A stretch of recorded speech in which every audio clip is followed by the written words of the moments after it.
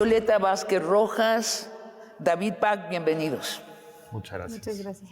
David, en tu libro Ternuritas haces una larguísima lista de los motes con que la oposición ha linchado a López Obrador. ¿Te la sabes de memoria? Es imposible Bueno, de memoria. te vamos ayudando. Mesías tropical, el poeta del insulto, incontinente verbal, síguele. Por supuesto que su lenguaje es naco, que es procaz, que no hace otra cosa sino insultar, que es una especie de mago de los símbolos, que tiene embaucado a través de un lenguaje muy tramposo a la sociedad. Realmente es una lista verdaderamente inagotable. Por supuesto, eso es una principal, ¿no? ¿Y qué ha buscado la oposición con este linchamiento a base de apodos, Violeta? Bueno, creo que David lo dice muy bien en su libro y creo que y lo dice muy bien porque es algo que creo que está a la vista de todos. Es una disputa por la racionalidad, ¿no? O sea, se suponía que el monopolio de la razón estaba en las manos de unos cuantos expertos, los autonombrados intelectuales, que eran quienes nos podían explicar a los demás nuestra realidad política. Sí. Entonces, en la medida en que alguien disputa esa legitimidad y esa persona que lo disputa, quiero aclarar que no es López Obrador, es la gente, ¿no? O sea, que la gente se puede hacer cargo de explicarse su propia realidad política o explicárselo público. En esa medida, pues la respuesta tiene que ser muy virulenta, ¿no? Y tienes que desacreditar a tu rival político diciendo, sobre todo, como empieza muy bien el libro de David, diciendo que es cualquier cosa menos racional, ¿no? Que todo lo que diga viene de ocurrencias, viene de sentimientos de rencor. No hay proyecto, son ocurrencias, y hay también una burla al mismo lenguaje de López Obrador. Primero describámoslo. ¿Cuáles son las fuentes del lenguaje de López Obrador, David? ¿Los libros de historia? Las fuentes son variadísimas. Yo creo que la versatilidad del lenguaje de López Obrador es una de las novedades del ambiente público mexicano, ¿no? Sí. Porque normalmente, por ejemplo, el lenguaje tecnocrático tiene unas fuentes muy, muy escasas, ¿no? La academia, algunos conceptos que nosotros ya estábamos hartos de escuchar. Y López Obrador tiene, por supuesto, una de las fuentes principales es el lenguaje popular mexicano, Sí. ¿no? Él ha recorrido todo el país y ha tenido el oído para distinguir los dichos más agudos. El payaso de las cachetadas. ¿No? Sí, Nos sorprende siempre. Tiene un repertorio de dichos tremendo y de conceptos del lenguaje popular, ¿no? De cómo llamar las cosas. Sí. Pero por supuesto, además es un hombre culto, ¿no? Sí, muy culto, sobre todo en la historia mexicana, ¿no? Cuando dice pipí, pues es un término de época de Juárez. Es muy impresionante cómo recoge y siempre se vuelven memes en el sentido de Dawkins, ¿no? No como lo usamos ahorita en Twitter, es decir, unidades lingüísticas con gran capacidad de reproducción porque son muy afortunados, porque son novedosos o así se han traído de un siglo antes y muy expresivos. ¿Qué otros recuerdas tú, Violeta? Sepulcro blanqueado es uno de mis favoritos, ¿no?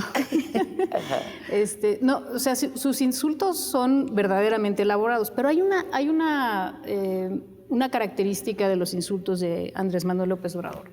Siempre son insultos políticos, es decir, siempre apelan a la postura política de su adversario, jamás a su condición social, a condiciones que no eligen, ¿no? Que es como son generalmente los discursos, los insultos que vienen de la derecha.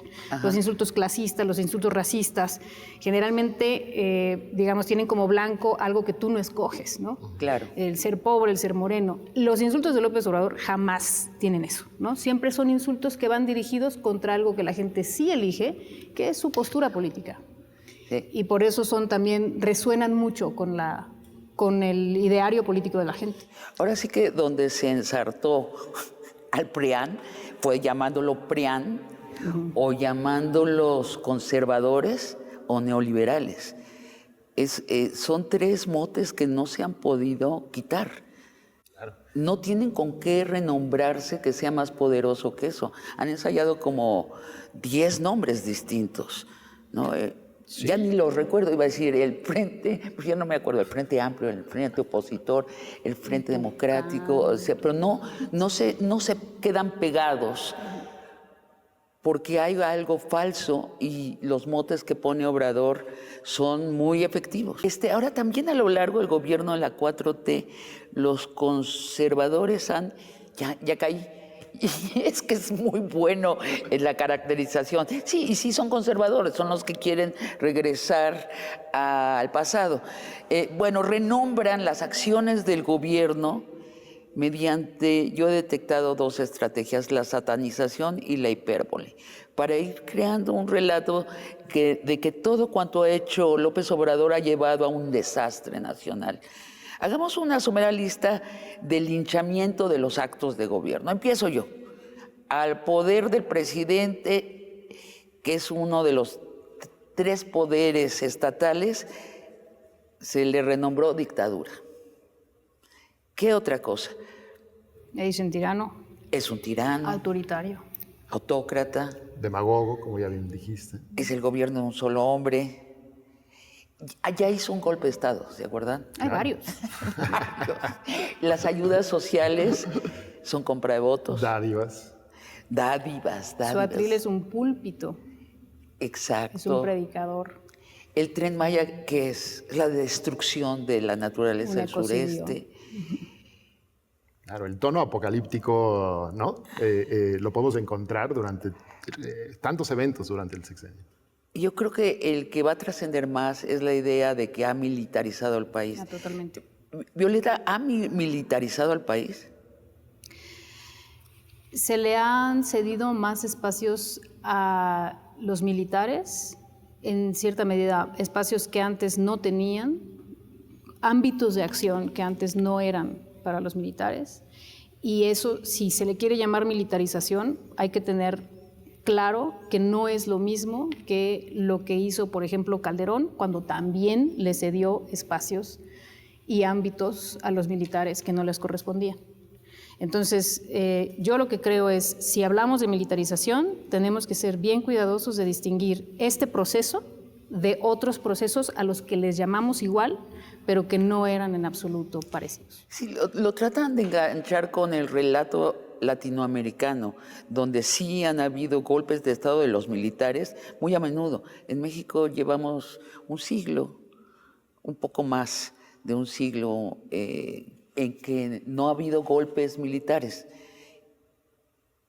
Bueno, en resumen, los opositores en este país dicen que ha ocurrido un desastre económico, vivimos una dictadura, está militarizado, es un país gobernado por un demente.